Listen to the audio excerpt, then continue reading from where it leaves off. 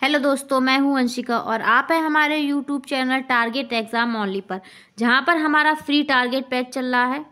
क्या चल रहा है? फ्री टारगेट बैच चल रहा है। और इस टारगेट बैच का उद्देश्य है आपको 90% प्लस मार्क्स दिलाने का। ठीक है, और ये हमारा बैच सभी के लिए फ्री है। आइए यहाँ पर हम अपना शेड्यूल देख लेते हैं। हमारी क्लासेस का शेड्यूल क्या है।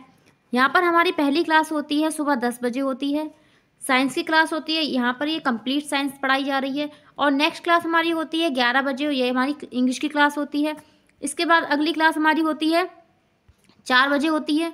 ये है वर्तमान भारतीय समाज और प्रारंभिक शिक्षा। इसे हम क्या कहते हैं? ईडीयू फर्स्ट कहते हैं। नेक्स्ट हमारी क्लास होती है शाम को 5 बजे। ये होती है प्रारंभिक शिक्षा के नवीन प्रयास। ये क्लास मेरी क्लास है, इसे मैं आपको पढ़ा रही हूँ। अगली हमारी क्लास होती है 6 बजे होती है, ये हिंदी की क्लास होती है। इसके बाद हमारी अगली क्लास होती है 9 बजे। 9 बजे हमारी मैथ की क्लास होती है। यहाँ पर बेसिक कंप्लीट मैथ कराई जा रही है आपके लिए। ये हमारा जो है हमारा टाइम टेबल है हमारी क्लासेस का। आप हमारे चैनल को सब्सक्राइब कर लीजिए और अपने बेल आइकन को प्रेस कर लीजिए ताकि आपको हमारी क्लासेस का नोटिफिकेशन टाइम टू टाइम मिल सके। चलिए यहाँ पर मैं आपको अपनी क्लासेस स्टार्ट करती हूँ। आगे चलते हैं। मैं आपको डीएलएड सेकेंड सेमेस्टर की क्लास करा रही हूँ और इसमें मैं आपको सेकेंड प्रश्न पत्र पढ़ा रही हूँ। ठीक है, क्या पढ़ा रही हूँ? सेकेंड प्रश्न पत्र पढ़ा रही हूँ। इस प्रश्न पत्र का जो विषय है उसका नाम है प्रारंभिक शिक्षा के नवीन प्रयास। प्रारंभिक शिक्षा के नवीन प्रयास, इसे हम ईडीयू 2 कहते हैं। ठीक, यहाँ पर मैं आपके लिए यूनिट फर्स्ट और यूनिट सेकंड करा चुकी हूँ पूरी। आप मेरी प्लेलिस्ट में जाके आप मेरी बाकी की क्लासेस देख सकते हैं जो मैंने आपको कराई है, फर्स्ट यूनिट और सेकंड यूनिट। आज मैं आपको थर्ड यूनिट स्टार्ट कराऊंगी। कौन सी यूनिट कराऊंगी? थर्ड यूनिट स्टार्ट कराऊंगी। और इस थर्ड यूनिट का नाम है प्रारंभिक शिक्षा के विकास हेतु संचालित कार्यक्रम एवं परियोजनाएं उत्तर प्रदेश के संदर्भ में। ठीक है, जो हमारे यूपी उत्तर प्रदेश के संदर्भ में जो प्रारंभिक शिक्षा को लेकर जो भी कार्यक्रम और परियोजनाएं चलाई जा रही हैं, आज हम उनके बारे में जानेंगे। ठीक है, इसमें हम अपना फर्स्ट टॉपिक आज करेंगे। हमारा फर्स्ट टॉपिक है ऑपरेशन ब्लैक बोर्ड। क्या है हमारा first topic? Operation black board. इसे शुरू करने से पहले आप हमारे चैनल को सब्सक्राइब कर लीजिए और शेयर कर दीजिए ज़्यादा से ज़्यादा लोगों को, ताकि वो इस टारगेट बैच का फ़ायदा उठा सकें। चलिए यहाँ पर हम शुरू करते हैं। हम अपना ऑपरेशन ब्लैक बोर्ड क्या है ये देखते हैं। इससे आपको क्वेश्चन बहुत पूछे जाते हैं और ये आपके लिए ये क्या है?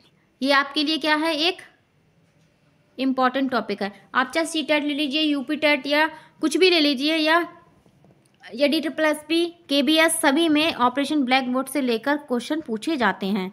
यहाँ पर हम देखते हैं ये ऑपरेशन ब्लैक बोर्ड है क्या। राष्ट्रीय शिक्षा नीति 1986 में प्राथमिक शिक्षा को आवश्यक मानते हुए विद्यालय में बच्चों के हास व अवरोध की समस्या को कम करने के उद्देश्य से शैक्षिक वातावरण को पर्याप्त समुन्नत बनाने एवं शिक्षा में गुणात्मक सुधार लाने के लिए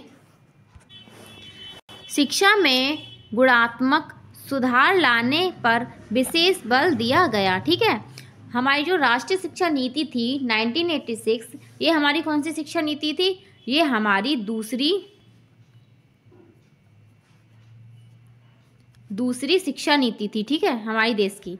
हमारी पहली शिक्षा नीति कब आई थी? हमारी पहली शिक्षा नीति आई थी 1968 में आई थी। ठीक है, ये हमारी क्या थी? फर्स्ट शिक्षा नीति थी। आगे देखते हैं इसमें और क्या कहा गया है।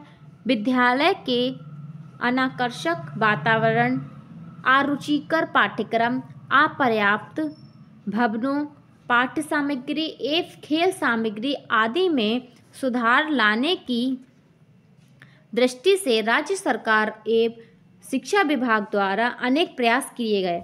ठीक है, राज्य सरकार और शिक्षा विभाग द्वारा ये क्या है? ऑपरेशन ब्लैक बोर्ड लाया गया था।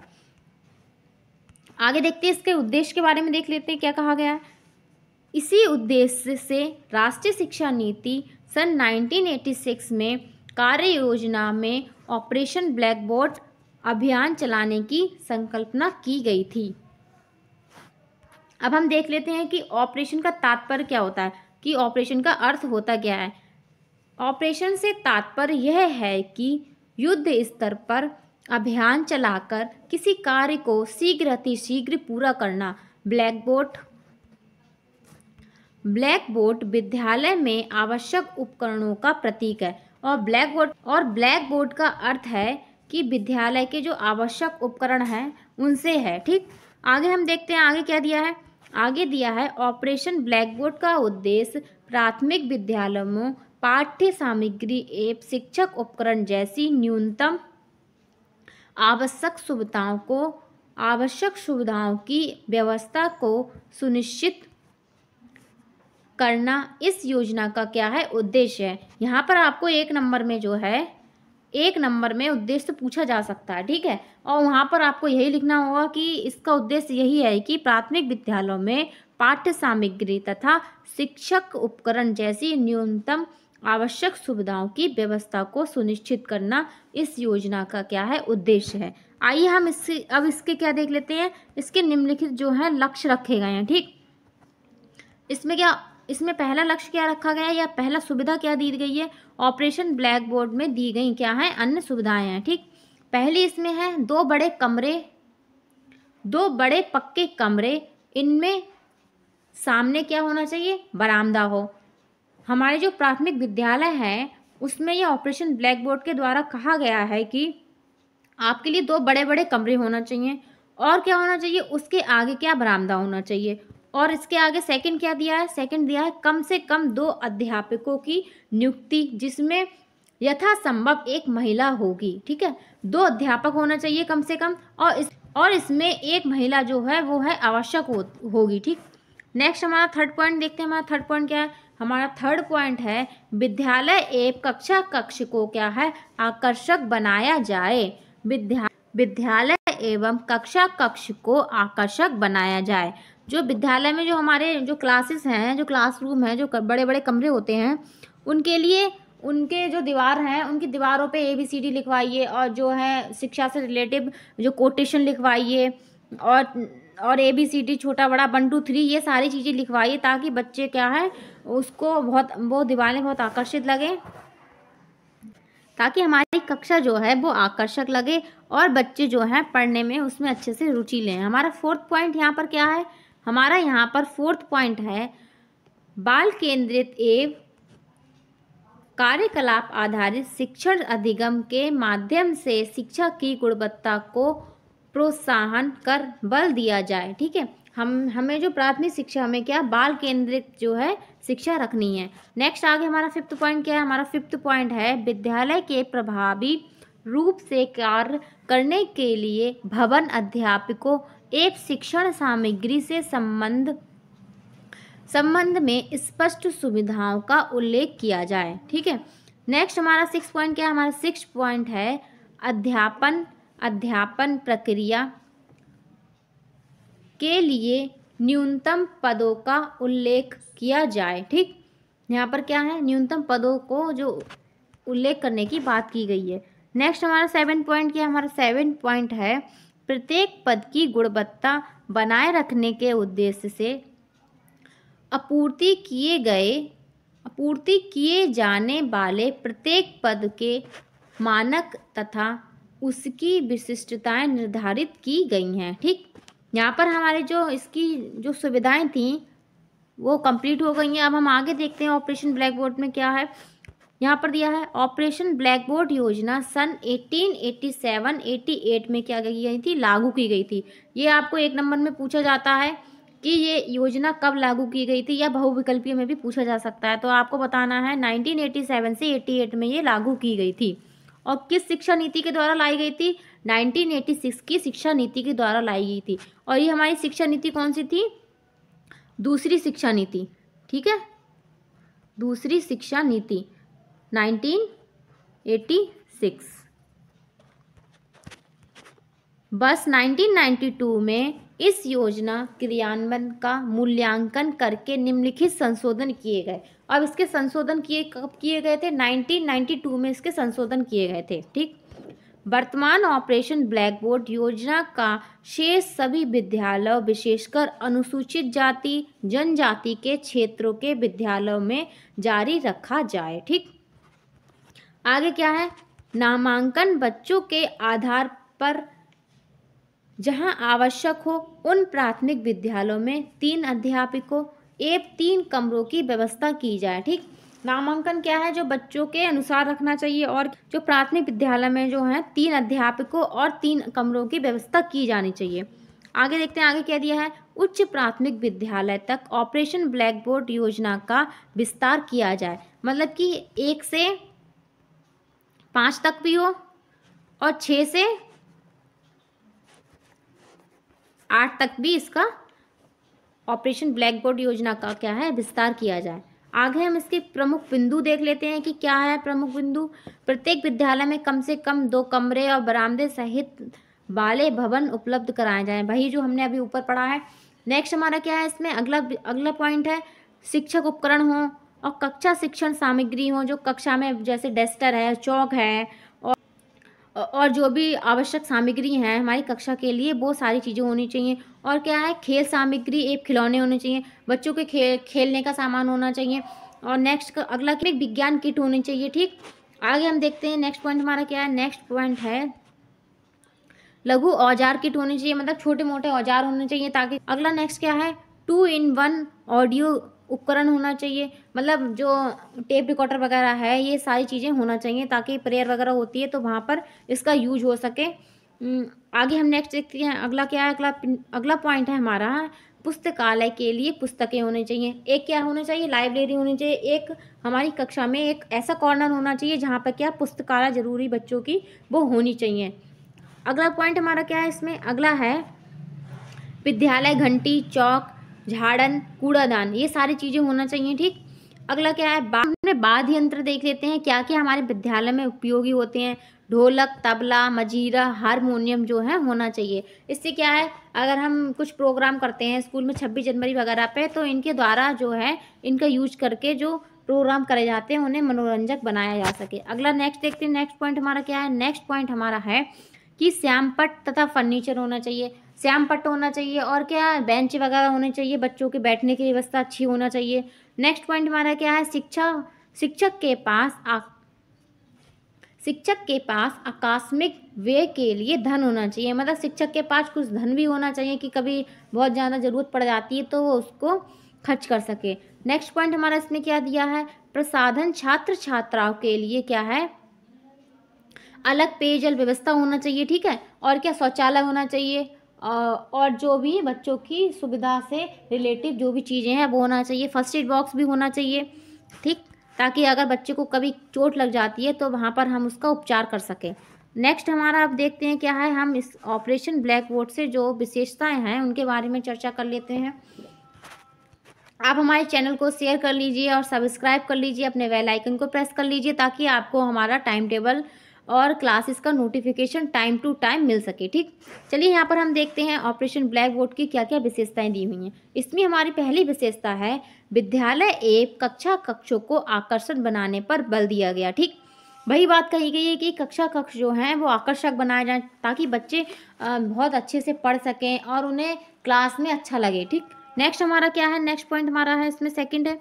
सेकंड इसकी विशेषता है कि छात्र केंद्रित एवं कार्यकलाप आधारित शिक्षण अधिगम के माध्यम से शिक्षा की गुणवत्ता के प्रोत्साहन पर बल दिया जाना चाहिए। ठीक है, यहाँ पर क्या है, बाल शिक्षा, मतलब बच्चों को केंद्र मान के ही क्या है, छात्रों को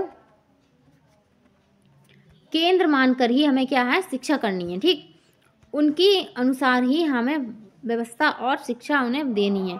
नेक्स्ट हमारे इसमें अगली विशेषता क्या है, हमारी इसकी अगली विशेषता है, विद्यालय के प्रभावी रूप से कार्य करने के लिए भवन, अध्यापकों एवं शिक्षण सामग्री के संबंध में स्पष्ट सुविधाओं का उल्लेख होना चाहिए। ठीक है, और क्या है, अध्यापक प्रक्रिया के लिए न्यूनतम पदों का उल्लेख किया जाना चाहिए। इसमें अगला नेक्स्ट क्या है, प्रत्येक मत की गुणवत्ता बनाए रखने के उद्देश्य से अपूर्ण किए जाने वाले प्रत्येक मद के मानक तथा उनकी जो हैं विशिष्टताएं हैं निर्धारित की जाएं। ठीक है, यहाँ पर जो हमारा ऑपरेशन ब्लैक बोर्ड था,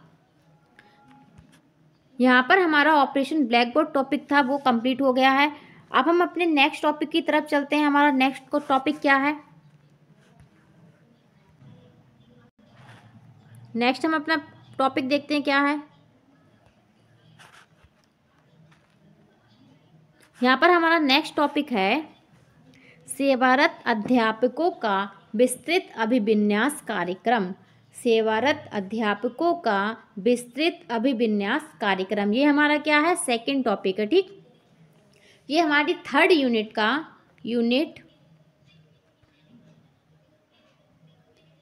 यूनिट थर्ड का सेकंड टॉपिक है। ठीक, इसे हम इंग्लिश में क्या कहते हैं? इसे हम इंग्लिश में कहते हैं पी मोस्ट।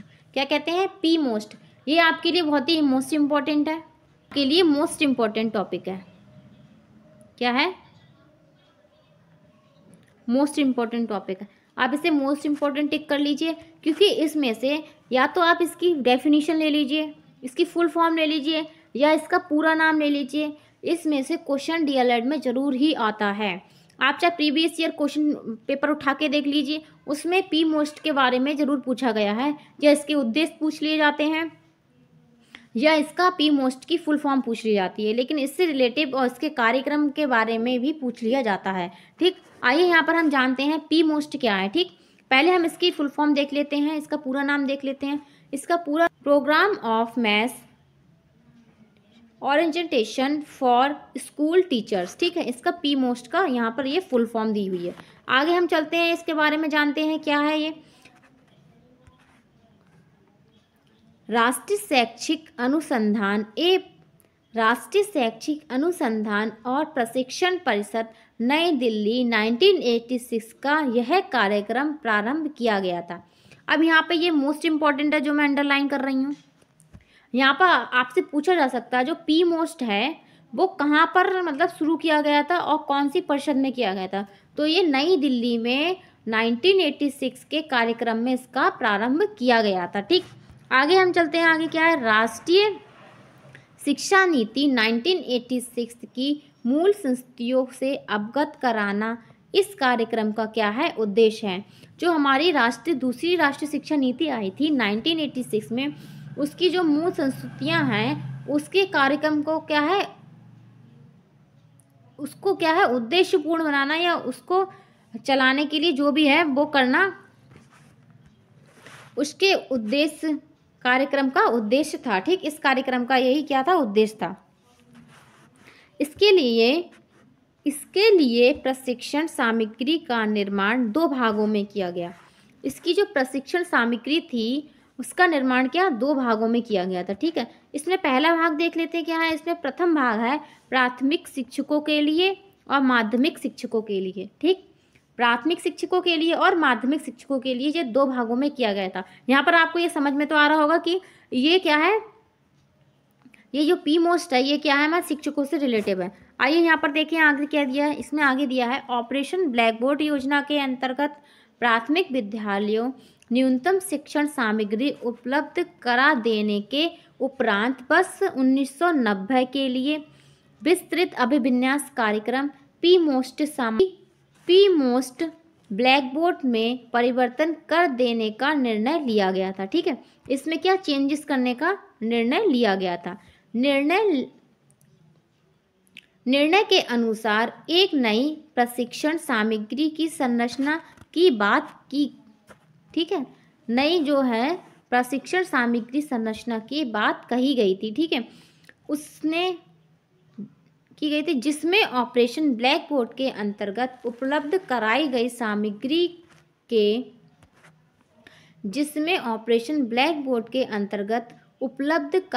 सामग्री के समुचित प्रयोग की विधि सिखाई जा सके। ठीक है, अध्यापकों हेतु अभिविन्यास कार्यक्रम की रूपरेखा प्रस्तुत की गई थी। यहाँ पर क्या है?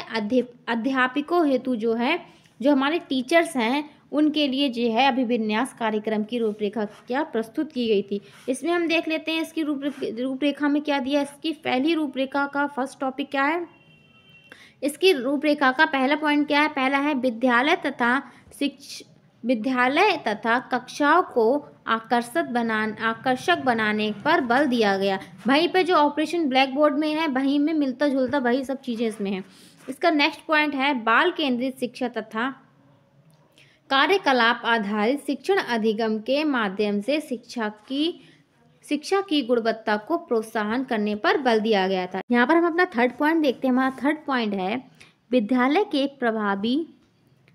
विद्यालय के प्रभावी रूप से कार्य करने के लिए भवन, अध्यापकों एवं प्रशिक्षण सामग्री के संबंध में स्पष्ट सुविधाओं का उल्लेख किया जाए। ठीक है, हम अपना फोर्थ पॉइंट देखते हैं। हमारा फोर्थ पॉइंट इसमें क्या दिया है पी मोस्ट में। इसमें फोर्थ पॉइंट दिया है अध्यापक अध्ययन प्रक्रिया के लिए न्यूनतम मदों का उल्लेख किया जाए। ठीक, जो है न्यूनतम मद है उनका क्या है उल्लेख करना है। फिफ्थ पॉइंट हमारा इसमें क्या है। हमारा फिफ्थ पॉइंट है प्रत्येक मद की गुणवत्ता बनाए रखने के उद्देश्य से आपूर्ण किए जाने वाले प्रत्येक पद के मानक तथा उनकी विशेषताएं निर्धारित की जाएं। ठीक, यहाँ पर क्या है जी हमारे क्या थे जो पी मोस्ट है।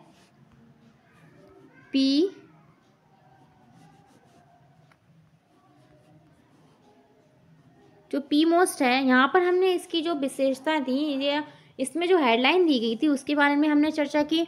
पी मोस्ट और जो ब्लैक बोर्ड है वो मिलते जुलते ही हैं। ठीक है, जो वहाँ पर क्या है जो स्कूल की प्राथमिक विद्यालय की हमारी व्यवस्था की बात की गई है। ठीक, और जो हमारी पी मोस्ट है इसको हमारे दो पार्ट में डिवाइडेड कर दिया गया है, एक प्राथमिक एक माध्यमिक। ठीक, यहाँ पर ही हमारा क्वेश्चन कंप्लीट होता है। ये हमारी आगे हमारा थर्ड टॉपिक क्या है। हमारा थर्ड टॉपिक है क्या है थर्ड टॉपिक प्राथमिक शिक्षकों का विशेष अनुस्थापन कार्यक्रम। प्राथमिक शिक्षकों का विशेष अनुस्थापन कार्यक्रम SOPT क्या है SOPT। ठीक है, इसके बारे में आपको इसकी फुल फॉर्म पूछ ली जाती है, इसका उद्देश्य पूछ लिया जाता है या इस कार्यक्रम के अंतर्गत क्या क्या बातें कही गई हैं इसके बारे में आपको क्वेश्चन में पूछ लिया जाता है। DLED में इसमें क्वेश्चन पूछे जाते आए हैं। आप अपना प्रीवियस ईयर उठाकर देख लेना कि इससे क्वेश्चन पूछे गए हैं। आइए हम देखते हैं इसके बारे में।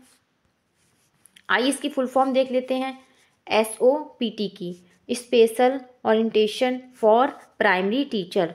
Special orientation for primary teacher. आइए अब इसके बारे में चर्चा करते हैं ये कार्यक्रम है क्या और क्यों चलाया गया और कब चलाया गया। मानव संसाधन विकास मंत्रालय के अंतर्गत प्राथमिक विद्यालयों के अध्यापकों के विशेष अनुस्थापन हेतु चलाई जा रही प्रायोजित योजना को SOPT के नाम से जाना जाता है। ठीक है, इसके नाम से जाना जाता है।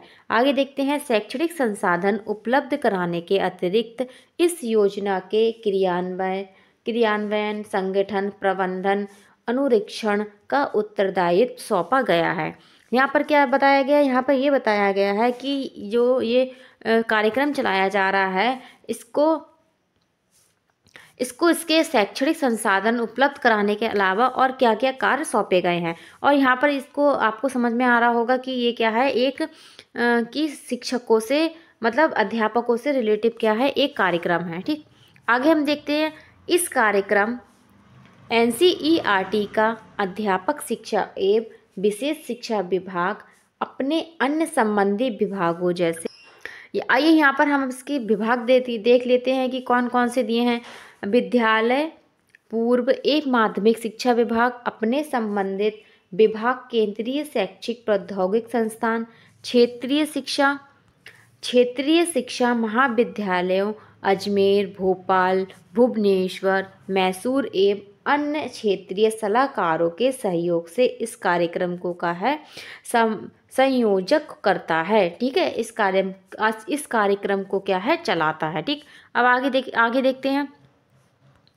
इस योजना के अंतर्गत संपूर्ण देश में वर्ष 1993-94 से प्रशिक्षण कार्यक्रम क्या है आयोजित किया गया है। ठीक, आगे हम देखते हैं। आगे कितना प्रतिशत दिया है इसमें, प्रति वर्ष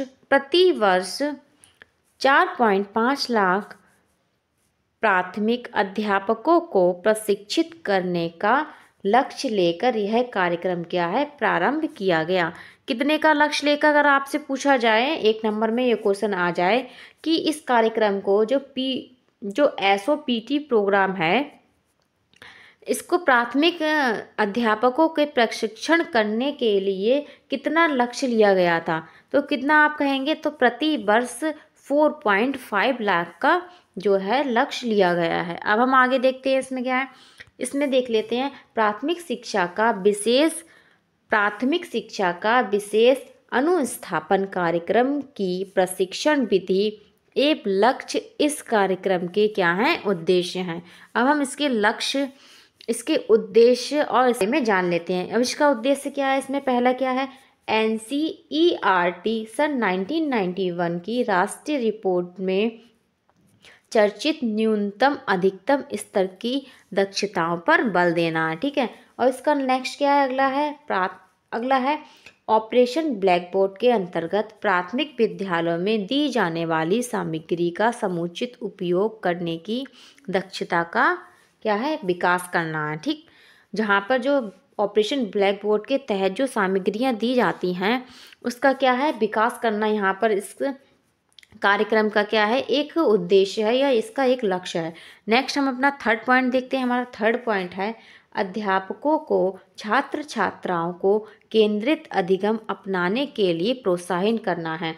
मतलब अध्यापकों को प्रोत्साहन देना है कि वो क्या है, को छात्र को केंद्र मानकर ही क्या है, अध्यापन कार्य या प्रशिक्षण दें या शिक्षा दें, ठीक है। नेक्स्ट पॉइंट इसका क्या है, कौशल तथा क्रियाकलाप केंद्रित शिक्षण एवं अधिगम प्रक्रिया में प्रशिक्षण प्रक्रिया को प्रोत्साहन करना है। यहाँ पर यही इसका उद्देश्य है कि हर तरह से जो टीचर हैं उनको क्या है, प्रोत्साहन देना है कि वो बच्चे के प्रति जो अधिगम है वो अच्छे से करें और उसके लिए आगे बढ़ के उनका सहयोग करें, ठीक। अब हम आगे देखते हैं, आगे क्या है। अब इस कार्यक्रम के बारे में क्या दिया है, इस कार्यक्रम का क्या है, मुख्य लक्ष्य बताया गया है क्या, प्राथमिक कार्यक्रम की गुणवत्ता में सुधार लाना तथा निम्नलिखित मॉड्यूल्स विषयों की चर्चा करना है। अब हम देख लेते हैं क्या क्या विषय हैं इसमें। इसमें पहला क्या है, ऑपरेशन ब्लैक बोर्ड परियोजना है, ठीक है। न्यूनतम अधिगम स्तर संकल्पना ये प्राथमिक विद्यालयों के अध्यापकों की भूमिका है, ठीक। अगला क्या है, प्राथमिक स्तर पर व्यापक एवं सतत मूल्यांकन है। और क्या है, बच्चों के विद्यालय तत्परता का विकास, मार्गदर्शन, सिद्धांत और क्रियाकलाप है। आगे देख लेते हैं, आगे क्या है, आगे है प्रभावी शिक्षण अधिगम के लिए विद्यालयों में वातावरण का निर्माण करना है। और क्या है, विशेष समूह की शिक्षा देना है कि मतलब ग्रुप में हमें क्या है, शिक्षा देना है बच्चों को ताकि वो अच्छे से सीखें और एक दूसरे से बातचीत करना सीख पाएँ। आगे क्या है, छात्रों की शिक्षा में अध्यापकों की भूमिका की, जो छात्र जो शिक्षा ले रहे हैं उसमें ज़्यादा से ज़्यादा क्या है, अध्यापकों की एक भूमिका होनी चाहिए। आगे देखिए, आगे क्या है, मूल्यों का विकास करना है और बहुश्रेणी शिक्षण देना है, ठीक है। यहाँ पर क्या है, यहाँ पर ये क्वेश्चन हमारा कंप्लीट होता है। ये क्वेश्चन आपको DLED में या किसी और एग्जाम में ले लेती है, उसमें पूछा जरूर जाता है, ठीक है। आप हमारे चैनल को सब्सक्राइब कर लीजिए, अपने बेल आइकन को प्रेस कर लीजिए ताकि हमारा नोटिफिकेशन टाइम टू टाइम मिल सके। अगर आपको क्लास मेरी अच्छी लगी है तो एक लाइक कर दीजिए और मुझे एक कमेंट कर दीजिए ताकि आपको मुझे एक मोटिवेशन मिल सके आपसे। अगर कोई गलती है तो मैं उसको सुधार सकूँ, ठीक है। आज यहाँ पर क्या है, हमने अपना टॉपिक फर्स्ट, सेकंड और थर्ड जो है वो कंप्लीट कर लिया है, ठीक। और ये हमारा टॉपिक क्या है, ये हमारा यूनिट 3 का टॉपिक थे, ठीक।